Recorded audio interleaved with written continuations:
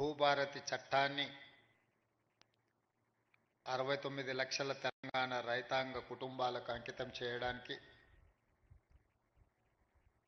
Revenue శాఖ మంత్రివర్యుల ఆధ్వర్యంలో ఈ కార్యక్రమాన్ని ఏర్పాటు చేసి నాతో పాటు ఉప ముఖ్యమంత్రి వర్యులు బట్టి విక్రమార్క గారిని, శాసన మండలి చైర్మన్ పెద్దలు సుఖేందర్ రెడ్డి గారిని, శాసనసభ స్పీకర్ గడ్డం ప్రసాద్ కుమార్ గారిని, సహచార మంత్రివర్గ సభ్యులను, పార్లమెంట్ సభ్యులను, శాసన మండలి సభ్యులను, శాసన సభ్యులను, ప్రభుత్వ సలహాదారులను, వివిధ కార్పొరేషన్ చైర్మన్లను, చీఫ్ సెక్రటరీ శాంతి కుమార్ గారిని, revenue principal secretary Naveen Mittal గారిని, అదేవిధంగా ప్రభుత్వ ప్రతినిధులైన జిల్లా కలెక్టర్లను, రెవెన్యూ సిబ్బందిని అందరినీ ఈ కార్యక్రమంలో భాగస్వాములను చేసి ఒక మంచి పండగ వాతావరణంలో భూభారతి చట్టాన్ని తెలంగాణ ప్రజలకు అంకితం చేస్తున్నందుకు మనస్ఫూర్తిగా ధన్యవాదాలు, శుభాకాంక్షలు తెలియజేస్తున్నాను మిత్రులారా. మిత్రులు బట్టి విక్రమార్క గారు చెప్పినట్టు ఈ ప్రాంతం వందల సంవత్సరాల నుంచి జరిగిన పోరాటాలన్నీ కూడా భూమి చుట్టూతోనే పరిభ్రమించినాయి. ఆనాటి కొమరం భీముడు జల్ జమీన్ జంగల్ అనే నినాదంతో పోరాటాలు చేసిన ఆ తర్వాత నిజాం ప్రభువులకు వ్యతిరేకంగా భూమి కోసం, భుక్తి కోసం, విముక్తి కోసం చాకలి ఐలమ్మలు, దొడ్డి కొమరయ్యలు గలమెత్తిన ఆ తర్వాత ప్రజాస్వామిక దేశంలో దున్నేవాడికే భూమి అని కమ్యూనిస్టు సోదరులు పోరాటాలు చేసిన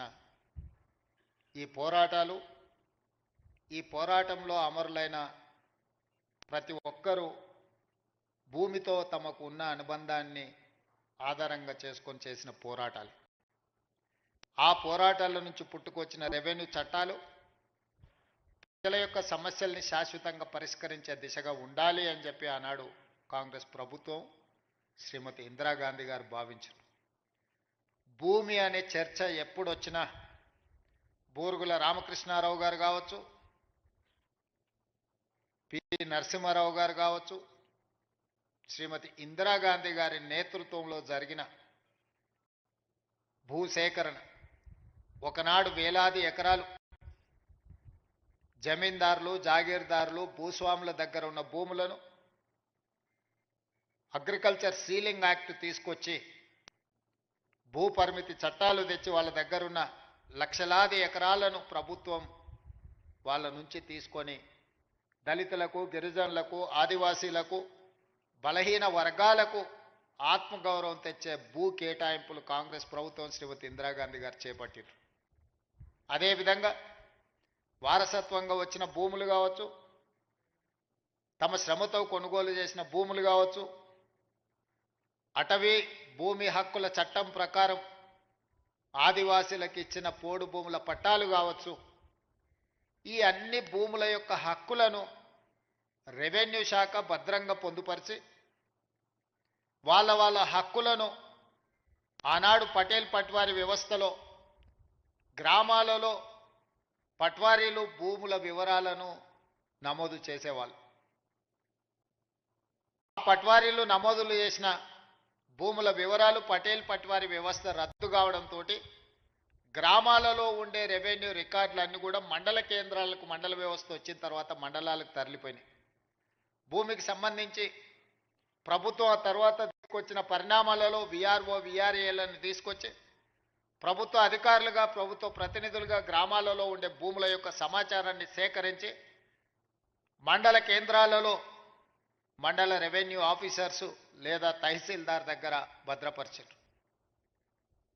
చాలా వరకు భూ వివాదాలు ఉన్న కోర్టు కేసుల్లో ఉన్న భూములు తప్పితే 95% భూములకు సంబంధించిన వివరాలు ప్రక్షాళన చేసి 4-5 దశాబ్దాలు ఈ భూముల యొక్క వివరాలను సేకరిస్తూ ప్రక్షాళన చేసి ప్రజలకు ఈ రికార్డులను అందుబాటులో పెట్టారు. ఉన్న ఫలంగా తెలంగాణ రాష్ట్రం వచ్చిన తర్వాత పాలకుల మెదడులో కదిలిన ఆలోచన 2020 భూముల యొక్క చట్టాలను అన్నిటిని కూడా ఆర్ఓఆర్ యాక్ట్ను మారవాలన్న ఆలోచన. రెవెన్యూ చట్టాలను మారవడమే కాదు, ఆనాడు ప్రవేశపెట్టిన ధరణి అనే ఒక యాప్ ఈ ప్రాంత ప్రజలకు రైతులకు ఒక పీడకలగా మారి, ఇంతకుముందు మిత్రులు బట్టి విక్రమార్క గారు చెప్పినట్టు ఒక తహసీల్దార్ మీదనే పెట్రోల్ పోసి తగలబెట్టే పరిస్థితి. ఇబ్రహీంపట్నంలో ఈ ధరణి భూతంలో వచ్చిన మార్పులు జంట హత్యలకు కారణమైంది. అదేవిధంగా సిరిసిల్లలో ఒకవేళ అధికారుల చుట్టూతో తిరిగిన తహసీల్దార్ స్థాయిలో ఆ సమస్యలు పరిష్కరించే వీలు లేకపోవడం వల్ల తహసీల్దార్ విధానాలనే అనుమానించి తన మెడలో ఉన్న తాలిబొట్టును తహసీల్ ఆఫీస్కు వేలాడదీసింది. నేను ఇంతకంటే ఇవ్వగలిగింది నా దగ్గర ఏమీ లేదు, నా తాలిబొట్టు తీసుకొనైనా నా భూమిని నా పేరు మీదకి బదలాయించమని. వీటన్నిటికీ కారణం రెవెన్యూ సిబ్బందే మూలమని చెప్పి ఆనాటి పాలకులు మిమ్మల్ని దోషులుగా, మిమ్మల్ని దోపిడీదారులుగా, మీరు ప్రజలని దోసుకోవడానికే రెవెన్యూ శాఖ సిబ్బంది ఉన్నట్టుగా చిత్రీకరించి తద్వారా లబ్ధి పొందాలని ఆనాటి పాలకులు ప్రయత్నం చేశారు.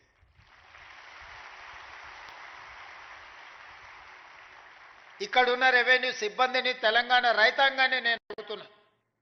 దాదాపుగా 65 సంవత్సరాలు మన భూములకు సంబంధించిన వివరాలు, మన భూముల ఖాతాలు, 69 లక్షల కమతాలకు సంబంధించిన వివరాలను ఈ రెవెన్యూ సిబ్బంది కాపాడారు కదా. వీళ్ళే కదా మన హక్కులను భద్రంగా పొందుపరిచింది. ఉన్న పలంగా 2019లో 2018లో మీరు ప్రవేశపెట్టిన ధరణి పోర్టల్ వచ్చిన తర్వాతనే రెవెన్యూ సిబ్బంది అంతా దొంగలుగా, దోపిడీదారులుగా మీకు కనిపించిండ్రా? ఎక్కడైనా మంచోళ్ళు ఉంటారు, చెడ్డోళ్ళు ఉంటారు. సమాజంలో 2%, 3%, 5%, 10%, అది రెవెన్యూ కావచ్చు, పంచాయతీరాజ్ కావచ్చు, ఇతర ఏ శాఖలో కావచ్చు, రాజకీయాలలో కావచ్చు, కొంతమంది చెడ్డవాళ్ళు ఉండొచ్చు. అంత మాత్రాన మొత్తం వ్యవస్థనే మనం తప్పుపడతామా? చెడ్డవాళ్ళుగా ఉన్న వాళ్ళని శిక్షించుకుంటూ, వాళ్ళ అవకాశాలు తగ్గించుకుంటూ, శాఖలను ప్రక్షాళన చేసుకుంటూ ముందుకు వెళ్ళాలి. ఇంట్లో ఒకవేళ ఎలక దూరితే ఇల్లు తగలబెట్టుకోం కదా, పొగబెట్టి ఆ ఎలకను పట్టుకునే ప్రయత్నం చేయాలి తప్ప ఇల్లు తగలబెట్టుకునే విధానం ఎక్కడైనా మనం చూసినామా? మరి గత ప్రభుత్వం మిమ్మల్ని దోషులుగా, మిమ్మల్ని బూచీగా చూపించి చట్టాలను మార్చి, ఆ చట్టాలను కొద్దిమందికే చుట్టాలుగా మార్చి వేలాది ఎకరాలను కొల్లగొట్టే ప్రయత్నం జరిగిన మాట వాస్తవం కాదా? అందుకే ఎన్నికల కంటే ముందు సమ్మక్క సారలమ్మ ఆశీర్వాదంతో నేను పాదయాత్ర మొదలుపెట్టి, ఆ తర్వాత ఆదిలాబాద్ నుంచి ఖమ్మం జిల్లా వరకు మా మిత్రుడు బట్టి విక్రమార్క గారు పాదయాత్ర చేసినప్పుడు పేదవాళ్ళు, ముఖ్యంగా దళితులు, గిరిజనులు, ఆనాడు పోడు భూముల పట్టాలు పొందిన వాళ్ళు కావచ్చు, ఇందిరమ్మ రాజ్యంలో ఆనాడు అసైన్మెంట్ భూములు దాదాపుగా 25 లక్షల ఎకరాలు పేదలకు పంచిపెట్టిన వాళ్ళు కావచ్చు, లేదా స్వకష్టార్జితంతో సంపాదించుకున్న సొమ్ముతో కొనుగోలు చేసిన భూముల వివరాలు చిన్న చిన్న సమస్యలతోని శాశ్వతంగా తమ భూమి తమది కాదు అని తెలిసినప్పుడు వాళ్ళ ఆవేదన, వాళ్ళ దుఃఖం వర్ణాతీతం. తను కష్టపడి జీవితాంతం తనకు గ్రామంలో గుర్తింపు, గౌరవాన్ని తెచ్చిపెట్టిన తన సొంత భూమి తనది కాకుండా పోతున్నప్పుడు ఆ భూ యజమాని యొక్క బాధను మనం అర్థం చేసుకోవాలి. నాడు ప్రభుత్వంలో ఉన్న పెద్దలకు శాసనసభలో చర్చల సందర్భంగా కానీ ఇతర ప్రజాప్రభుత్వ కార్యక్రమాలలో ఎంత మాత్రం చెప్పినా వాళ్ళ చెవికి ఎక్కలేదు. అందుకే చివరగా మేము చెప్పినాం, మా ప్రభుత్వం వస్తుంది, ధరణిని ఆనాటి ప్రభుత్వం చేసిన చట్టాన్ని బంగాళాఖాతంలో ఇసురుతామని.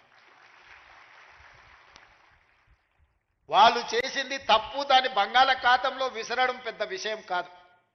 ఈనాడు మనం చేస్తున్న చట్టం పేదలకు చుట్టాలుగా ఉండాలి, పేదవాడి సమస్యని పరిష్కరించాలి, పేదవాడికి అనుకూలంగా సరళంగా ఉండాలి. దాన్ని అమలు చేసే రెవెన్యూ సిబ్బంది కూడా దీని పట్ల అవగాహన పెంపొందించుకొని దాన్ని అమలు చేయాలన్న ఆలోచనతోనే నిరంతరం కమిటీలను కోదండరెడ్డి గారి నేతృత్వంలో రేమండ్ పీటర్ గారిని, సునీల్ని, చాలామంది సిబ్బందిని, అనుభవజ్ఞులను, ఐఏఎస్లను పెట్టి ఈ చట్టాలను వివిధ రాష్ట్రాలలో ఉన్న వాటిని కూడా పరిశీలించి ఆనాడు నిజాం పాలన నుంచి ప్రజాస్వామ్య ప్రభుత్వంలోకి వచ్చిన తర్వాత కూడా జరిగిన మార్పులు చేర్పులను చట్టాలను నిశితంగా పరిశీలించి వాటన్నిటిని కూడా ఒక అవగాహన కల్పించుకొని ఈరోజు నూతన ఆర్ఓఆర్ యాక్ట్ను ఈరోజు మనము తీసుకురావడం జరిగింది. ఈరోజు భూభారతి ఈ సమస్యలకు శాశ్వత పరిష్కారాన్ని చూపించాలన్న ఆలోచనతోటే ఈరోజు డాక్టర్ బాబాసాహెబ్ అంబేద్కర్ జయంతి సందర్భంగా మనం ప్రారంభించుకుంటున్నాం.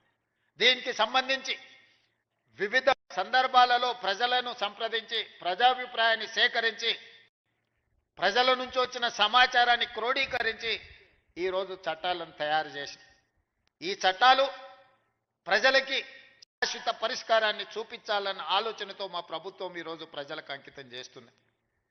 ఈరోజు 4 మండలాలలో పైలట్ ప్రాజెక్టుగా గ్రామాన రెవెన్యూ సిబ్బంది వెళ్ళి అక్కడ అధికారులు ప్రజలను కలిసి వాళ్ళ నుంచి విజ్ఞప్తులు తీసుకొని వాటిని పరిష్కరించే విధంగా ఈరోజు కలెక్టర్లకు ఆదేశాలు ఇవ్వడం జరిగింది.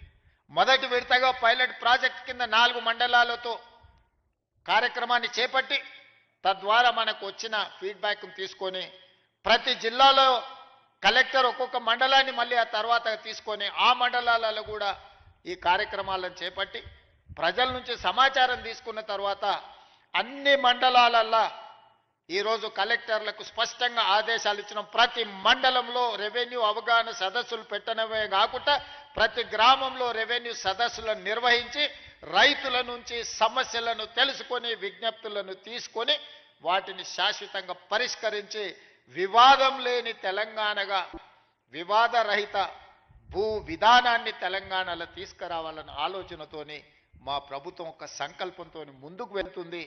ఇంత గొప్ప లక్ష్యాన్ని చేరాలి అని అంటే చట్టాలు చేసిన మా ప్రజాప్రతినిధుల వల్లనే సాధ్యం కాదు. దీన్ని ప్రజలకు చేరవేసే ప్రతినిధులు మీరు. అందుకే మిమ్మల్ని అందరినీ ఈరోజు ఇక్కడికి రప్పించినాం. మా మిత్రులు శ్రీనివాసరెడ్డి గారు అన్నారు, ఖమ్మంలో పాలేరులో 1,00,000 మందితో బహిరంగ సభ పెట్టి భూభారతి చట్టాన్ని మనము ప్రజలకు అంకితం చేద్దామని నేను వారికి సూచన చేసిన. సీనన్న 1,00,000 కాదు నువ్వు నువ్వు బట్టి గారు తుమ్మల గారు అనుకుంటే 5-6 లక్షల మందితోనైనా ఖమ్మంలో సమావేశాన్ని ఏర్పాటు చేస్తారు. కానీ ఈ భూభారతిని అమలు చేసేది ఆ రైతులు ఆ పేదవాళ్ళు కాదు. భూభారతిని అమలు చేసేది రెవెన్యూ సిబ్బంది. ఆ రెవెన్యూ సిబ్బందిని సమావేశానికి పిలువు. మన ప్రభుత్వ ప్రతినిధులు వాళ్ళే. ఇవాళ మా ప్రభుత్వానికి మంచి పేరు రావాలన్నా ఈ ప్రభుత్వం తెచ్చిన చట్టం పక్కాగా అమలు జరగాలి అంటే అది మీ ద్వారానే సాధ్యమవుతుంది. అందుకే మిమ్మల్ని ముఖ్య అతిథులుగా మీరందరూ మాతో పాటు అతిథులు. ఈ సమావేశంలో మీరు ప్రేక్షకులు కాదు, మీరు కూడా అతిథులే. ఈ చట్టాన్ని ప్రజల దగ్గరికి తీసుకెళ్లే బాధ్యత మీ భుజస్కంధాల మీద ఉంది. మా ప్రభుత్వం రెవెన్యూ సిబ్బందిని సంపూర్ణంగా విశ్వసిస్తుంది. మిమ్మల్ని దొంగలుగానో దోపిడీదారులుగానో అవినీతి పరులుగానో మేము చిత్రీకరించదలుచుకోలేదు. ఎవరైనా అట్లాంటి వ్యక్తులు ఎవరైనా ఉంటే వ్యక్తుల పట్ల కఠినంగా ఉంటుంది ప్రభుత్వం తప్ప ఈ మొత్తం వ్యవస్థ దోషులుగా నిలబెట్టే విధానానికి మీ ముఖ్యమంత్రి మీ సోదరుడు వ్యతిరేకమని చెప్పి నేను స్పష్టంగా చెప్తున్నా. ఎంతో మంది శంకర్ లాంటి ఐఏఎస్ ఆఫీసర్, మాధవరావు లాంటి ఐఏఎస్ ఆఫీసర్ ఎంతో మంది తమ జీవితాలను సర్వం దారపోసి చట్టాలను తయారు చేసి ప్రజలకు అంకితం ఇచ్చారు. రెవెన్యూ శాఖలో ఎన్నో లక్షలాది మంది ఈ 75 సంవత్సరాల పనిచేసిన వాళ్ళ కృషి వల్లనే రెవెన్యూ శాఖకు ఈ తెలంగాణ రాష్ట్రానికి ఒక గుర్తింపు వచ్చింది. మేం చేసే తప్పిదాలను కప్పిపుచ్చుకోవడానికి మిమ్మల్ని దోషులుగా నిలబెట్టే విధానానికి నేను వ్యతిరేకమని చెప్పి నేను స్పష్టంగా చెప్పదలుచుకున్నా. జరగవచ్చు, అక్కడో ఇక్కడో తప్పు జరగవచ్చు. అన్ని వ్యవస్థలలో ఉన్నట్టు అన్ని సంస్థలలో ఉన్నట్టు రెవెన్యూ శాఖలో కూడా ఎవరైనా కొంతమంది ఉండొచ్చు. అంత మాత్రాన శాఖను మొత్తాన్ని దోషిగా నిలబెట్టి ప్రజల ముందు వాళ్ళను అవమానించే విధంగా మాట్లాడే విధానాన్ని నేను వ్యతిరేకిస్తున్నా. ఆనాటి ముఖ్యమంత్రి మాట్లాడిన మాటలు మీరు చూసిండ్రు. శాసనసభలో ఏ విధంగా మాట్లాడిండో, శాసనసభ బయట రెవెన్యూ సిబ్బందిని రెవెన్యూ శాఖను ఏ రకంగా దూషించడం మీరు చూసిండ్రు. వాళ్ళు లేకుంటేనే వ్యవస్థ నడిచిందా, వాళ్ళు లేకుంటేనే ఎన్నికలు జరిగినాయా, వాళ్ళు లేకుంటేనే తెలంగాణ ఉద్యమం జరిగిందా, వాళ్ళు లేకుంటేనే తెలంగాణ రాష్ట్రాన్ని సాధించుకున్నామా? అన్ని సందర్భాలలో వాళ్ళు కావాలి, కానీ వాళ్ళు మాత్రం దోషులుగా సమాజం ముందు నిలబడాలా? ఇది ఎక్కడి విధానం? అందుకే ఈ విధానాన్ని, ఇలాంటి ఆలోచనలని, ఇలాంటి ఆలోచన చేసే వాళ్ళను సమాజానికి దూరంగా పెట్టాల్సిన బాధ్యత మన అందరి మీద ఉన్నది. ఈరోజు మంచి జరిగితే నాది, మేం చేసే దోపిడీ ప్రజలకు కనిపిస్తే అది రెవెన్యూ సిబ్బందిదని చెప్పే విధానానికి నేను వ్యతిరేకం. అందుకే ఈరోజు మిత్రులారా మిమ్మల్ని అందరినీ ఇక్కడికి పిలిచిన, నేను మీకు అందరికీ విజ్ఞప్తి చేస్తున్నా, మా కలెక్టర్లకు ఆదేశాలు ఇస్తున్నా. మీ ఆత్మగౌరవమే మా ఆత్మగౌరవం. మేము వేరు మీరు వేరు కాదు, మనందరం కలిస్తేనే రాష్ట్ర ప్రభుత్వం. మేము చట్టాలు ఇస్తాం, ఆ చట్టాలను మీరు అమలు చేస్తారు. ఈ రెండిట్లల్లో రెండు వేరు వేరు కాదు. ఒక మనిషికి రెండు కళ్ళు ఎంత ముఖ్యమో తెలంగాణలో ఉన్న 69 లక్షల రైతులకు రాష్ట్ర ప్రభుత్వము, రెవెన్యూ సిబ్బంది రెండు కళ్ళ లాంటి వాళ్ళు. ఈ రెండు కళ్ళు సరిగ్గా ఉన్నప్పుడే సమాజాన్ని మనం చూడగలుగుతాం, ఈ సమాజానికి మేలు చేయగలుగుతాం. అందుకే గ్రామాన వెళ్ళండి. ఏదైతే మన ప్రతిష్టకు భంగం కలిగిందో, మనల్ని అనుమానించే విధంగా, మనల్ని సమాజంలో దోషులుగా నిలబెట్టే ఆలోచన విధానాన్ని ఈరోజు ప్రక్షాళన చేయాలి, కడగాల్సిన అవసరం ఉన్నది. ఆ ప్రజల దగ్గరికి వెళ్ళి ప్రజా దర్బార్లు నిర్వహించి రెవెన్యూ సదస్సుల ద్వారా ప్రజల సమస్యలు తెలుసుకొని ఎవరి భూమి వాళ్లకు పక్కాగా లెక్క ప్రకారం లెక్క రాద్దాం. ఈరోజు కొత్త విధానాన్ని తీసుకొచ్చినాం. ఆధార్ కార్డు ప్రతి ఒక్కరికి గుర్తింపుగా ఈరోజు ఆధార్ కార్డు తీసుకొచ్చినాం. ఈరోజు భూమికి భూదారు తీసుకొస్తున్నాం. ఆధారం మనిషికి ఎట్లా గుర్తింపో భూమికి కూడా భూదారు నెంబర్ ఇచ్చి ప్రతి కమతానికి ఒక ప్రత్యేకమైన నెంబర్ ఇచ్చి ఆ భూమి యొక్క వివరాలన్నిటి కూడా అందులో పొందుపరిచే విధానాన్ని తెచ్చుకుందాం. ఇంత సాంకేతిక విప్లవం ఉన్నప్పుడు అదో పెద్ద సమస్యనా? ప్రతి భూమిని మెజర్మెంట్ చేసి సరిహద్దులు నిర్ణయించి ఇండ్ల ప్లాట్లకు చేస్తలేమా? ఇండ్ల ప్లాట్లకు సరిహద్దులు నిర్ణయించినప్పుడు భూమి కొలతలతో పక్కాగా రిజిస్ట్రేషన్ చేసుకోగలిగినప్పుడు వ్యవసాయ భూమిని కూడా పక్కాగా కొలిసి దానికి సరిహద్దులు నిర్ణయించడం పెద్ద సమస్యన? మన రెవెన్యూ సిబ్బంది చేయలేరా ఈ పని? దీన్ని మనకు అసాధ్యమా? తెలంగాణ రాష్ట్రం సాధించిన రెవెన్యూ సిబ్బందికి భూమి హద్దులు నిర్ణయించేది, తెలంగాణ రాష్ట్ర హద్దులే నిర్ణయించగలిగిన రెవెన్యూ శాఖ సిబ్బంది భూమి యొక్క హద్దుల్ని నిర్ణయించడంలో పెద్ద సమస్య ఏముంటుందని నేను అడుగుతున్నా. అందుకే రాబోయే రోజుల్లో ప్రతి భూమిని పక్కాగా కొలతలేసి హద్దులు నిర్ణయించి దానికి సంబంధించిన రిజిస్ట్రేషన్ డాక్యుమెంట్ చేసి భవిష్యత్తులో ఎలాంటి సమస్యలకు తావు లేకుండా, ఎలాంటి వివాదాలకు చోటు లేకుండా మన చట్టాన్ని బలోపేతం చేసుకుందాం. కొంతమంది వ్యక్తులు దురుద్దేశంతో ఈ రెవెన్యూ శాఖ మీద సృష్టించిన అపోహలను తొలగించుకునే బాధ్యత మన అందరి మీద ఉన్నది. మీలో ఒకటిగా నేను మాటిస్తున్నా, మనం ఏ తప్పు చేయొద్దు, చట్టాలను పకడ్బందీగా అమలు చేద్దాం. చట్టాలు చేయడమే కాదు, అమలు చేసే విధానంలోనే అసలు ఫలితాలు ఉన్నాయి. తప్పకుండా నాకు సంపూర్ణమైన విశ్వాసం కలిగింది.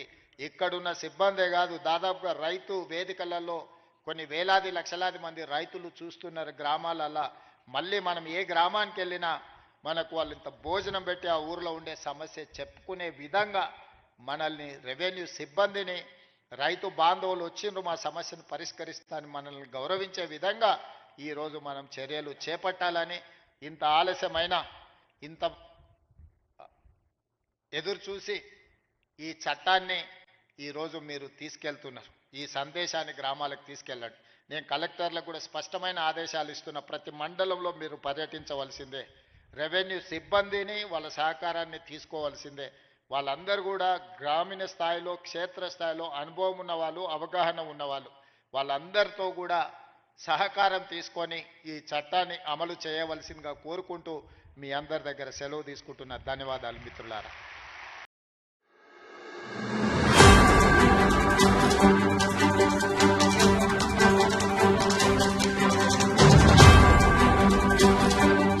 Z4 News.